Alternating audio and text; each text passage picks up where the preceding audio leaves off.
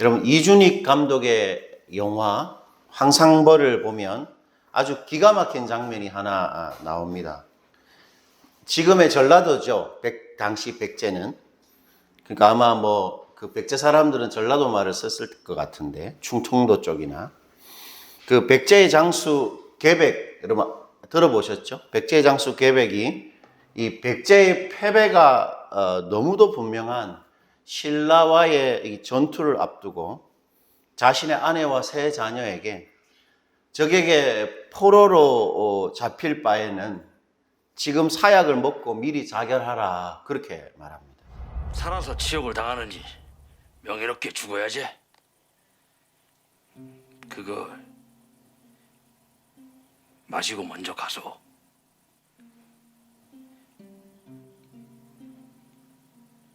무엇이라 그래? 시방 인혁이 그라고 말할 자격이 있단가요?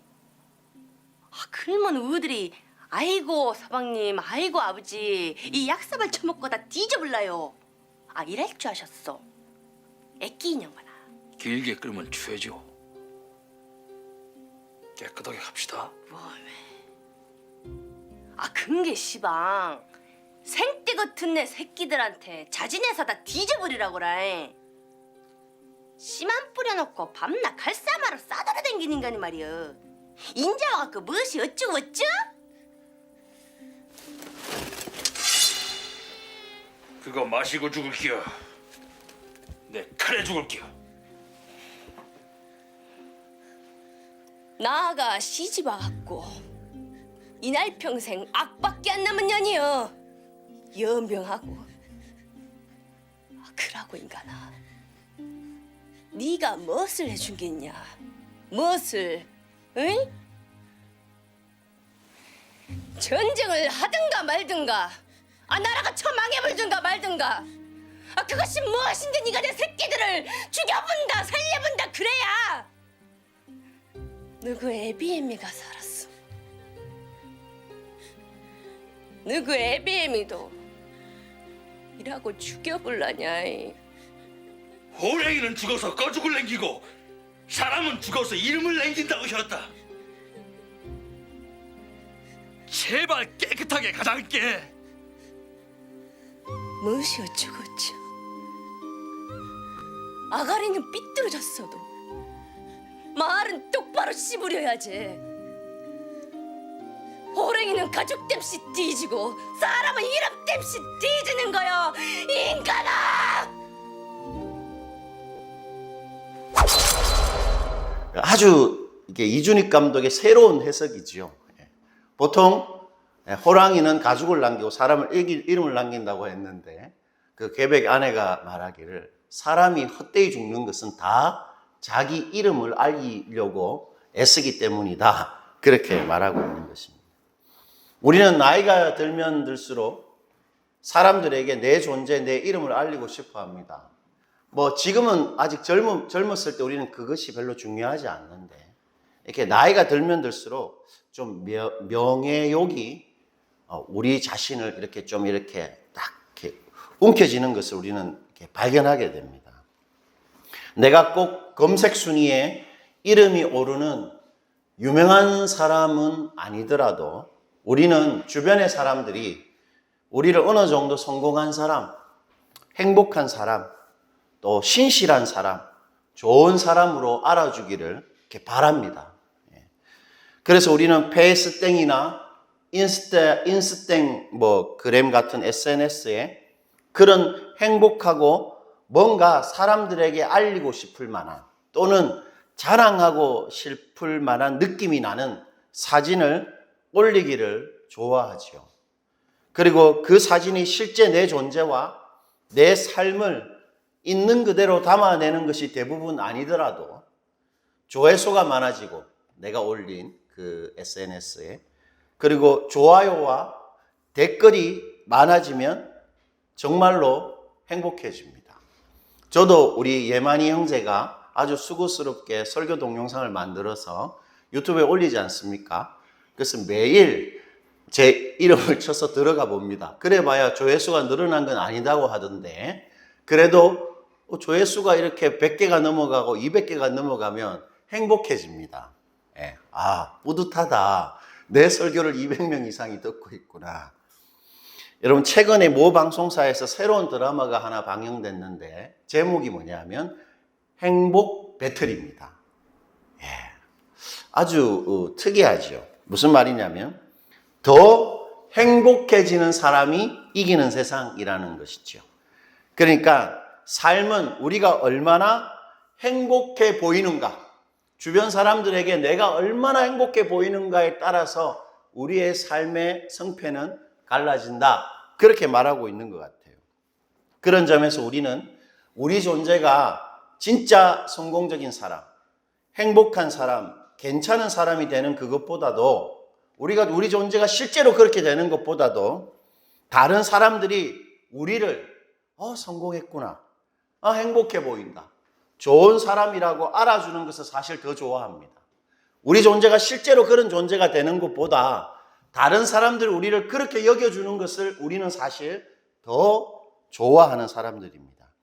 영화 항상벌의 개벽의 아내의 말처럼 우리는 우리의 삶과 무관한 우리의 이름값, 우리 이름은 이것인데 우리 삶은 전혀 그 이름을 담아내지 못하는 상황임에도, 그리고 우리 존재와 일치하지 않는 우리의 이름값을 위해서 우리는 열심히 살아가는 경향이 많이 있습니다.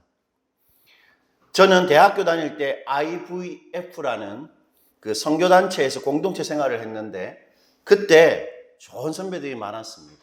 그게 90년대 초반에 한참 대학가에 선교단체가 부흥할 때였죠. 그래서 저도 그러니까 그 선배들이 어떻게 했냐면 군대도 안 가고 학교 다닐 동안 군대도 안 가고, 그리고 취업도 안 하고, 취업 준비도 안 하고, 그 대학교 내의 공동체를 정말로 사랑하고 헌신된 선배들이 많이 있었습니다. 그래서 저도 그런 좋은 선배가 돼야 되겠다, 그런 생각을 했죠.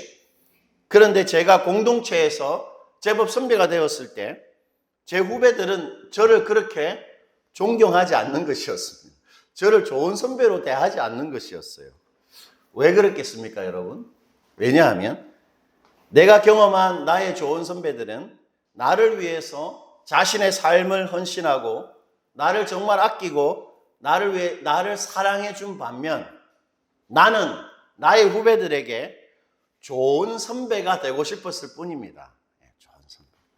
그래서 좋은 선배다운 내용이 전혀 없었던 것이죠. 마치 내가 성도들에게 좋은 목사로, 설교 잘하는 목사로 존경받고 싶을 뿐이지, 내가 정말 성도들을 사랑하지 않고 내가 정말 설교한 대로 살아가지 않는 것과 마찬가지입니다.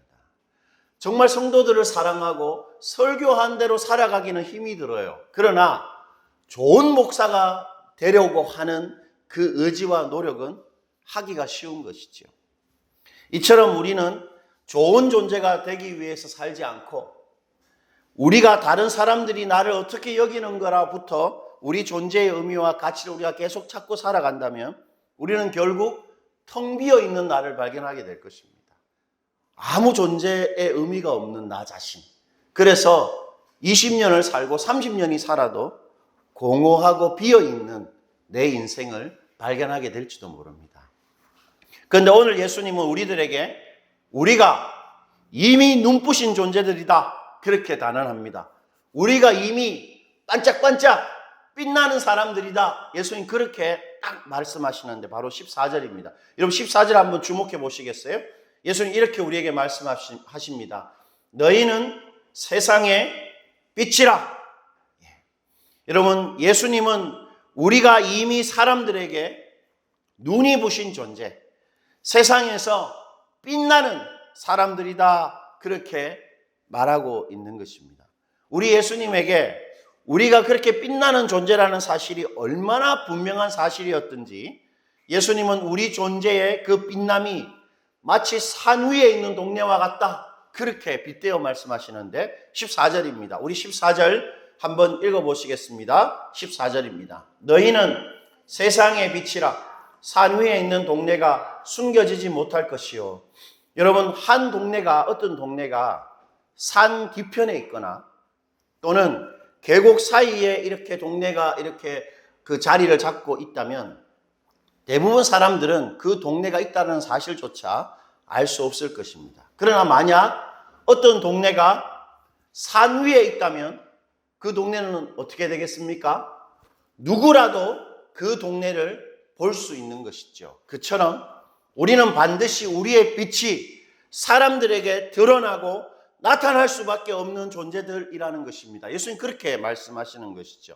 여러분, 예수님께서 산 위에 있는 동네가 숨겨지지 못한다 할 때 이 못한다는 말은 불가능하다 이런 뜻입니다. 사람들이 그 동네를 보지 못하는 경우는 있을 수 없다. 반드시 그 동네를 보게 될 것이다. 그렇게 말하는 것이죠. 똑같이 우리 속에 있는 이 빛이 드러나지 않는 것은 불가능하다. 너희 속에 빛이 있는데 그 빛이 비추어지지 않는 것은 불가능한 일이다. 너희는 반드시 빛이 나게 되어 있는 사람들이다. 예수님 그렇게 말씀하시는 것입니다. 또한 예수님은 우리가 그 빛을 비추기 위해서 이 세상에 존재하는 사람들이다.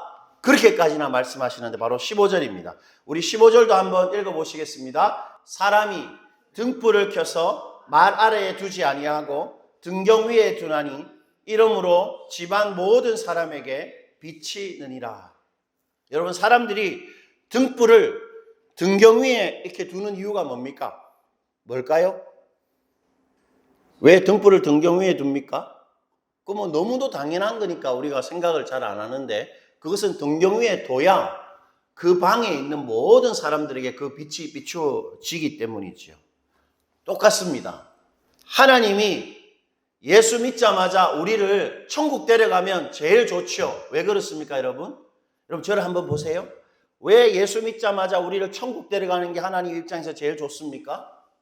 우리가 예수 믿고 나서 더 이상 죄를 짓지 않고 정결한 상태로 천국 데려가면 하나님 입장에서는 제일 좋죠.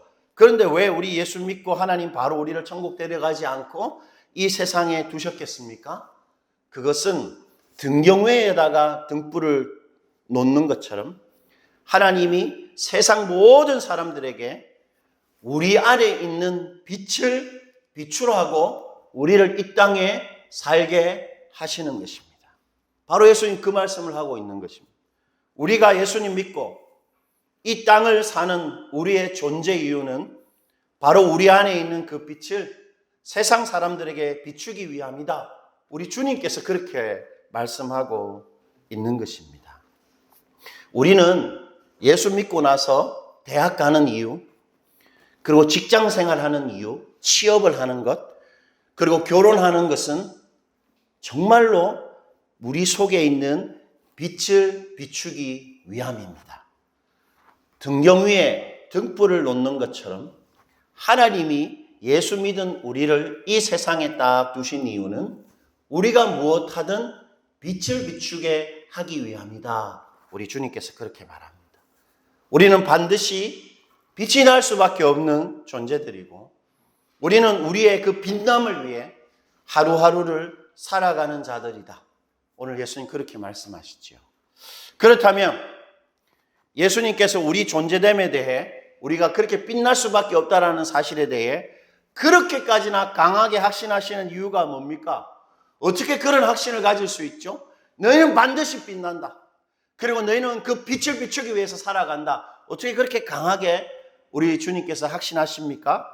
그것은 참빛 대신 예수님께서, 진정한 빛 대신 예수님께서 우리를 위해 죽으셨기 때문입니다. 우리를 위해 빛 대신 예수가 죽었기 때문입니다. 사도 바울은 그것을 이렇게 고백하는데 갈라디아서 2장 20절입니다. 내가 그리스도와 함께 십자가에 못 박혔나니 그런즉 이제는 내가 사는 것이 아니요 오직 내 안에 그리스도께서 사시는 것이라. 이제 내가 육체 가운데 사는 것은 나를 사랑하사 나를 위하여 자기 자신을 버리신 하나님의 아들을 믿는 믿음 안에서 사는 것이다. 여러분, 사도가 뭐라고 말합니까? 나는 예수 믿고 이제 내가 사는 게 아니고 내 안에 예수께서 나를 통해 이 땅을 사시는 것이다 이렇게 말합니다. 그렇게 말할 수 있는 그 이유가 뭐지요? 예수가 나를 사랑해서 나를 위하여 자기 몸을 나한테 주셨기 때문에, 예수의 생명을 나에게 주셨기 때문이다. 그렇게 말하고 있는 것입니다. 예수가 나를 살리기 위해 당신의 생명 전부를 나에게 주셨고, 그렇기 때문에 지금 예수님이 내 안에 살고 있다. 그 참빛 되신 예수가 내 속에 있다. 사도가 그렇게 말하고 있습니다. 예수님도 그 사실을 이렇게 표현하셨는데 요한복음 6장 56절인데요. 이것을 우리 한번 읽어보시겠습니다. 다 같이 읽어보실게요. 내 살을 먹고 내 피를 마시는 자는 내 안에 거하고 나도 그 안에 거하나니. 여러분, 예수의 살을 먹는다, 예수의 피를 마신다, 이게 무엇을 의미합니까? 예수님께서 십자가에 죽으신 그 사건이 나의 죽음, 나의 사건으로 받아들이는 것을 말하죠.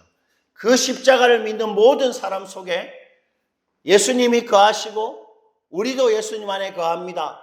한 몸을 이루었다고 말합니다. 빛 대신 예수께서 나와 한 몸이 되셨습니다.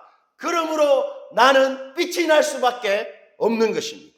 예수님이 우리에게 당신의 그 목숨, 당신의 그 빛 전부, 당신의 생명, 그것을 진짜 주셨답니다. 우리는 느끼지 못할지라도 예수님 그렇게 말씀하십니다. 때문에 우리 안에 그 참빛이 있고 우리는 그 빛을 반드시 비출 수 있는 존재입니다. 그래서 예수님께서 너희는 세상의 빛이다, 그렇게 말씀하신 것이지요. 여기서 우리는 정말 중요한 진리 하나를 발견하게 됩니다. 진짜 중요한 진리인데요. 그것은 세상에서 우리들만이 빛나는 존재입니다. 우리만 빛나는 존재입니다. 우리만 눈이 부시게 반짝반짝 빛날 수 있는 사람들입니다. 어떻게 그렇게 말할 수 있습니까? 어떻게 그렇게 말할 수 있지요? 왜냐하면 오직 예수 믿는 우리 안에만 참빛 되신 예수님이 살아계시기 때문입니다. 여러분, 반짝반짝 빛나는 잘생기고 예쁜 어떤 연예인 속에도 만약 그가 예수 믿지 않는다면 빛나는 것이 없는 것입니다. 아무리 돈이 많은 재벌도 예수가 없다면 그 사람 속에는 빛이 없는 것입니다. 아무리 똑똑한 사람도 예수 없다면 그 속에 빛이 없는 것입니다. 오직 예수 믿는 우리에게만 참빛 되신 예수님이 살아 계십니다. 예수님이 당신의 생명과 맞바꾸어 우리 안에 그 소중한 빛을 주셨습니다. 그래서 우리한테만 빛이 있습니다. 이사야 선지자는 수천 년 전에 그 귀한 진리를 이렇게 선언했는데, 이사야서 60장 2절입니다. 여러분, 이거 우리 한번 읽어볼게요. 이사야 60장 2절 똑같이 말하는데 한번 읽어봅시다. 보라, 어둠이 땅을 덮을 것이며 캄캄함이 만민을 가리려니 오직 여호와께서 내 위에 임하실 것이며 그의 영광이 내 위에 나타나리니. 여러분, 하나님께서 이렇게 말씀하십니다. 봐라, 온 땅에는 뭐가 덮을 것이라고 말합니까? 어둠. 그리고 만민, 모든 사람들, 세상 사람들 속에는 캄캄함이 있다. 그런데 오직 누구한테만 빛이 있다고 말합니까? 오직 하나님의 백성들에게만 여호와가 임하고 여호와의 빛, 여호와의 영광이 있다, 이렇게 말합니다. 온 땅과 세상의 모든 사람들에게는 어둠과 캄캄한 뿐입니다. 왜냐하면 예수가 없기 때문이죠. 그러나 오직 하나님의 사람들, 예수가 그 사람 몸에 있는 사람들만이 이 세상에 빛을 비추는 사람들이다, 그렇게 말하고 있습니다. 때문에 제가 여러분 참으로 경외함으로 말하는데, 오직 예수 믿는 우리만이 세상의 소망입니다. 여러분, 저를 한번 보시겠어요? 우리 보남자매가 아까 기도했잖아요. 근데 얼마나 이렇게 떨렸겠어요. 그리고 보람자매가 기도문은 이렇게 마치 이렇게 그 사기도단한 그 생생함, 막 이렇게 닳고 다른 그 성도들이 아니라 막 정말로 이렇게 뭔가 이제 막 이렇게 신앙의 생명력이 움트는 그 생생함이 있는 단어들을 사용하면서 기도를 했지 않습니까? 보람자매 같이 이제 신앙을 막 새로 시작하고 이렇게 뭔가 막 알아가는 그런 사람들 속에도 빛이 있습니다. 그 말은 보람자매가 주변 세상 사람들의 소망이라는 의미입니다. 우리도 마찬가지입니다. 우리 모두는 세상의 소망입니다. 세상은 우리를 통해서만 이 어두운 세상 속에서 살 길을 발견하고 참된 인생을 살게 하는 새 소망을 발견할 수 있습니다. 왜 그렇게 말할 수 있습니까? 오직 예수 믿는 우리 속에만 하나님을 경험하게 하는 참빛이 있기 때문입니다. 오직 우리만이 세상 사람들에게 살 길을 전할 수 있고 세상 사람들에게 진정한 어둠을 밝힐 수 있는 진정한 빛을 비출 수 있는 것입니다. 세상 사람들은 우리가 아니면 그 어디에서도 하나님을 발견할 수 없습니다. 우리가 말하지 않으면, 우리가 행동함으로 빛을 비추지 않으면 우리 주변에 있는 불신자들은 그 어디에서도 하나님을 발견할 수 없습니다. 세상은 어둡고 우리한테만 빛이 있기 때문입니다. 때문에 여전히 아직도 우리한테, 그리고 세상이 손가락질하는 이 우리 교회에게 세상의 소망과 살 길이 있고, 하나님은 여전히 지금도 우리와 세상을 통해서만 세상 사람들을 구원하시는 것입니다. 세상 사람들은 우리가 아니면 절대로 구원받을 수 없게 되어 있습니다. 여러분 한번 상상해 보십시오. 이 예수님의 마음을 처음으로, 예수님의 말씀을 처음으로 들었던 그 장소에 앉아 있었던 사람들. 그럼 저를 한번 보시겠습니까? 예수님이 이 소위 상상수훈이란 이 팔복을 전했던 그때 그 장소로 한번 가보십시오. 그 자리에 앉아 있었던 그 들판에 있었던 사람들 누구였습니까? 아마 평범하거나 하찮은 사람들이었을 것입니다. 가난한 사람들, 애통한 사람들, 그럼에도 불구하고 주변의 사람들을 긍휼히 여길 줄 알고 하나님으로 인해 마음이 온유하고 마음이 청결한 평범한 사람들이 그 자리에 앉아 있었는데, 예수님 말씀하시기를 너희가 세상의 빛이고 너희가 세상의 소망이다, 그렇게 말하신 것입니다. 오늘 예수님은 우리에게도 그렇게 말하십니다. 너희에게 이 세상에 살 길과 소망이 있다. 너희만이 오늘 세상의 빛이다, 그렇게 말하시는 것이죠. 자, 그렇다면 여러분 마지막으로 우리 빛나고 있습니까? 우리 주원자매 빛이 납니까? 어떻습니까? 여러분 저한테서 빛을 발견하고 있습니까? 여러분 우리와 우리 교회를 통해 오늘날 세상이 정말 살 길, 새 소망을 발견하고 있습니까? 16절입니다. 우리 마지막으로 16절 읽고 오늘 설교를 마무리하겠는데, 우리 16절 다 같이 한번 읽어보시겠습니다. 이같이 너희 빛이 착한 행실을 보고 하늘에 계신 너희 아버지께 영광을 돌리게 하라. 여러분 예수님이 빛을 비추어라, 너희만이 빛을 비출 수 있으니까 빛을 비추어라, 그렇게 하시면서 그 빛을 비추는 게 실제로 어떻게 하는 것이라고 말합니까? 빛을 사람 앞에 비추어라 하고 뭐라고 말하시죠? 너희 무슨 행실요? 착한 행실입니다. 우리가 착한 행실을 할 때만 빛이 나는 것입니다. 주원자매나 저나 해경사모나 보람자매가 착한 행실을 할 때만 빛이 납니다. 예수님이 주신 생명과 막받고 우리 안에 주신 그 빛은 오직 우리의 착한 행실을 통해서만 빛나게 되어 있습니다. 착한 행실이 뭡니까 여러분? 착한 행실 뭐죠? 전 주원이 보면 좀 착하다라는 생각이 드는데 어때요? 여기서 착하다라는 것은 마음이 어질고 선하다라는 의미가 아닙니다. 예수님 우리한테 너희 착하게 살아야 한다, 그렇게 말씀하시는 것이 아닙니다. 물론 착하면 어떻습니까? 저는 착한 사람들이 부럽습니다. 부러워요. 나도 좀 착하고 싶어요. 왜냐하면 저는 이렇게 주변에 있는 사람들이 조금만 불친절해도 엘리베이터를 같이 탈 때 예를 들어서 뭔가 이렇게 앞에서 이렇게 비켜주지 않거나 자기 자리를 차지하면 저는 무력으로 그 사람을 밀쳐냅니다. 못됐죠. 저는 조금만 불친절해도 그 불친절함을 제압하려고 합니다. 전 착하지가 않아요. 그래서 많이 힘듭니다. 목사가 좀 착하면 좋을 텐데. 그래서 착한 사람들이 부럽습니다, 저는. 그리고 여러분, 착하면 영향력이 있을까요, 없을까요? 있습니다. 사람들은 착하지 않더라도 자기는 착한 사람들이 어떤 일을 했을 때 감명을 받고 나도 저렇게 하고 싶다 이런 생각을 가지게 됩니다.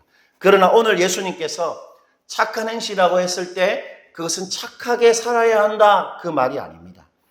예수님이 말한 착한 행실이란 그 행실이 반드시 하나님의 영광을 드러내는 언행을 말합니다. 16절 다시 한번 띄워주시겠습니까?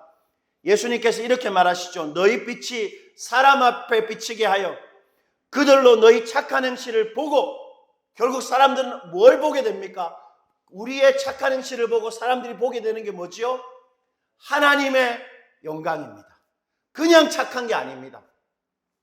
우리의 행동이 하나님의 영광을 보게 하는 행동이어야 하는 것입니다. 그러므로 예수님께서 말한 착한 행실이란 그 행동의 근원, 그 행동을 한 이유, 그 행동을 한 에너지, 그 행동의 힘이 다른 것이 아니라 하나님 때문에 한 행동입니다. 나의 일상적인 말 한마디가, 나의 진실되고 용기 있는 복음 전도가 하나님의 말이 될 수 있음을 믿고 하는 모든 말이 착한 행실입니다. 내 말이 하나님의 말이 될 수 있다. 나는 하나님의 말을 할 수 있다. 그런 믿음으로 하는 모든 말이 착한 행실입니다. 나의 모든 행동이 하나님 드러낼 수 있음을 믿고 하나님 때문에 망설이고 하나님 때문에 멈춘 것, 하나님 때문에 내가 수고한 것, 하나님 때문에 내가 움직인 그 행동이 바로 착한 행실입니다. 그러한 하나님 때문에 한 나의 말과 행동이 반드시 그리고 결국에는 빛나게 되어 있습니다. 여러분, 이건 저의 말이 아닙니다. 그러니까 정말 믿으셔도 됩니다. 하나님 때문에 한 행동은 반드시 빛이 나게 되어 있습니다. 이사야 선지자는 그것을 이렇게 약속했는데 이사야서 60장 3절입니다. 제가 한번 읽어드릴게요. 나라들은 내 빛으로, 왕들은 비치는 너의 강명으로 나오리라. 여러분, 우리가 빛을 비추면 어떻게 된다고 말합니까? 나라들과 왕들이 그 빛을 보고 우리한테 온다고 말합니다. 그런데 여러분, 이럴 수 있습니까? 여기서 나라와 왕들은 하나님이 없어도 아무 불편이나 문제가 없는 하나님과 무관한 세상 사람들을 말합니다. 세상의 근력과 힘들입니다. 그 비싼 명품 가방을 들고 다니고 좋은 차를 타고 좋은 아파트에 살고 돈을 아무리 써도 남는 그런 하나님이 전혀 필요 없는 세상 사람들이 우리가 착한 행실을 했을 때 그 빛을 보고 하나님한테 나온다. 그렇게 이사야가 말하고 있는 것입니다. 이들은 우리의 행동에 아무 관심이 없을 것이고 하찮게 여길 것이 틀림없죠. 그러나 우리가 정말로 하나님 때문에 말하고 행동한다면 나의 그 행동이 초라하고 사소하고 서투르고 일상 중이라도 나의 그 언행이 세상에 반드시 하나님의 결과, 하나님의 위치를 만들어내고야 만다는 것입니다. 이사야는 마치 눈앞에 보는 것처럼 약속합니다. 빛을 비추기만 해라. 그러면 나라들과 왕들이 비추는 너의 그 빛을 보고 하나님께 나아올 것이다. 그렇게 약속하고 있는 것입니다. 이것은 신비이죠. 정말 그럴 수 있을까? 정말 그럴까 하지만 하나님이 약속한 하나님의 신비입니다. 그러므로 반드시 이루어지는 것입니다. 3일 전에 우리 교회 이렇게 후원해 주신 그 강념교회 조연산 목사님이 또 전화가 오셨어요. 그래서 요즘 어떻게 지냅니까? 이렇게 물어보길래 우리 한가정과 그 신학생 자매가 와서 우리 잘 예배 드리고 있습니다. 그러면 주중에 뭐 하세요? 하니까 주중에 이 사무실 와서 이렇게 말씀도 보고 책도 읽고 기도도 합니다. 근데 너무 죄송합니다. 제가 이렇게 비싼 공간에 일주일 동안 혼자만 있어서 그러니까 나가세요. 사무실에만 있지 말고 밖에 나가서 전도하세요. 나가면 하나님이 붙여주시는 사람 꼭 만나게 됩니다. 그렇게 말하셨어요. 그래서 제가 목사님 그렇게 고민도 하고 생각하고 있습니다. 전도하겠습니다. 이렇게 말하고 끊었는데 제 마음이 금세 어두워졌습니다. 그러면서 우리 주은이랑 마니한테 말해서 우리 교회 그만하자고 할까 그런 생각이 들었습니다. 갑자기. 왜냐하면 제가 전도를 못할 것 같아가지고 제가 이렇게 전도지 들고 밖에 나가서 막 사람들에게 나눠주고 하는 것을 못할 것 같은 거예요. 너무 부끄럽지만 저는 그 유명한 남서울교회 전도 폭발을 3년 동안 이끌었습니다. 그런데도 실제로 전도 한번 해본 적이 없어요. 너무 부끄럽습니다. 20년 동안 목회자로 살면서 한 번도 제대로 된 전도 한번 못하고 살았습니다. 헛살았던 것 같다는 생각이 들고 나 전도 못할 것 같은데 그럼 어떡하지? 이런 생각이 들어서 마음이 금세 어두워진 것이지요. 그런데 여러분 말하십니다. 하나님 때문에 한 행동은 빛이 난다. 너희 착한 행실, 하나님 때문에 한 말과 행동은 반드시 사람들을 하나님 경험케 하는 빛나는 행동이다. 오늘 예수님 우리에게 약속하시는 것입니다. 예수님 오늘 우리에게 당신의 생명을 걸고 말하시는 것입니다. 너희들 정말로 세상의 빛이다. 바로 그 빛, 내 목숨이다. 그 빛 비출 수 있다. 이미 우리는 그러므로 눈부신 존재입니다. 세상 사람들이 우리를 통해서만 그 빛을 볼 수 있는 것이죠. 때문에 우리는 다른 사람들, 세상 사람들 눈에 더 괜찮고 더 좋은 사람 되기 위해 애쓸 필요가 없습니다. 이미 우리는 눈이 부신 존재들입니다. 우리의 행실이 반드시 예수님의 빛이 될 수 있음을 믿읍시다. 하나님 때문에 한 말, 하나님 때문에 한 행동은 의미가 없어 보이고 무력해 보이고 뭔가 영향력이 있을 것 같지 않다는 생각이 들지라도 하나님 반드시 그걸 통해 빛이 나게 하시는 것입니다. 그러므로 우리 하나님 때문에 말하고 행동하면서 살아가십시다. 하나님 반드시 우리를 빛나게 하실 것입니다. 우리는 반드시 눈이 부시게 빛나는 사람들로 이 세상을 살아갈 수 있습니다. 기도하시겠습니다.